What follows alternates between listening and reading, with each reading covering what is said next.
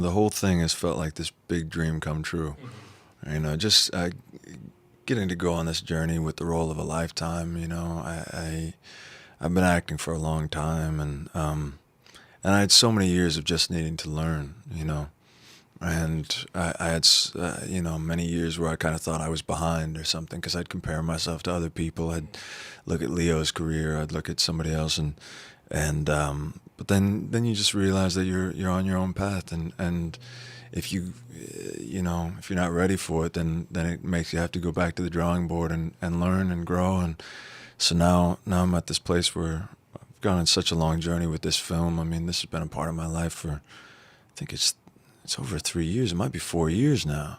Well, I was gonna say, like, this, half joking but kind of serious. Like, this was almost like looked like it was never gonna happen. Because it had been in production pre-production forever. And I know Baz has spoken a lot about you saying that you're gonna stay and wait this process out. I guess what we put on the surface is different than what we feel inside. Did you feel like you were ever going to get back to shooting? Did you think it was going to come back? When I look back at it, it may have been delusional, but I can be a delusional person, I think. I felt that way even before I got the part where before I even had an audition, I treated it like the role was mine, and I just worked as hard as I possibly could at that point. But then when we shut down, and initially we thought we'll shut down for 2 weeks, and then we'll come back, and then that became a month, and then it became 6 months.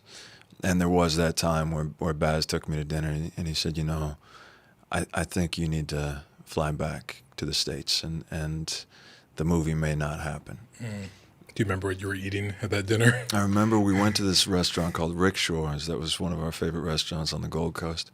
And they had these sandwiches there called bug rolls.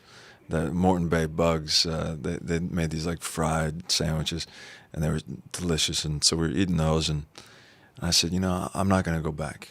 And so it meant that I had to rent an apartment myself, and because basically all the corporate cards got shut down, so they couldn't even pay for my apartment or anything. And so I just said, I'm just going to move to Australia, essentially, because I knew that if I came back here that I'd lose the momentum that I had. Yeah. And so I don't think I ever kind of let it not be an option. I thought if I stay, the film has to get made eventually, and even if it's a year from now.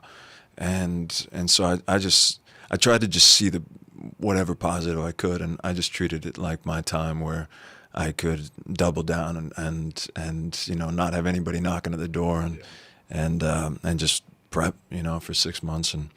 But yeah, looking back, I mean, there were so many times that the film almost went away, and we had flooding at the studio at one point before COVID even. And there was so many moments where you were thinking, things are against us right now. It felt apocalyptic. But then that's why now at this point, not only this time where we're being recognized by our peers, and that just feels incredible, but the reception of the fans and the fact that people that have resonated with the film in the way they have, because you never know how a movie's going to be received, and so it feels really amazing. So my agent actually told me, he said, you gotta. They don't know if you can play older Elvis, so I think you need to gain some weight. And so I'd heard that Ryan Gosling, when he was going to do Lovely Bones, had microwaved Haagen Dazs and would drink it. So I started doing that. I would go get 24 donuts, and I'd eat them all. And I really started to pack on some pounds. And that's what I'm doing for my next role too. Go ahead. Yeah, it's fun. It's fun for a week or so, and then you feel awful with yourself. But so I did that for a while, and we were also planning on shooting chronologically in the beginning. Okay. That quickly went out the window, and then especially with COVID, it was just impossible. So that was another one of the tricky aspects of the film, was Elvis changed so much from the time he was 19 to 42, and that's the age that I was playing.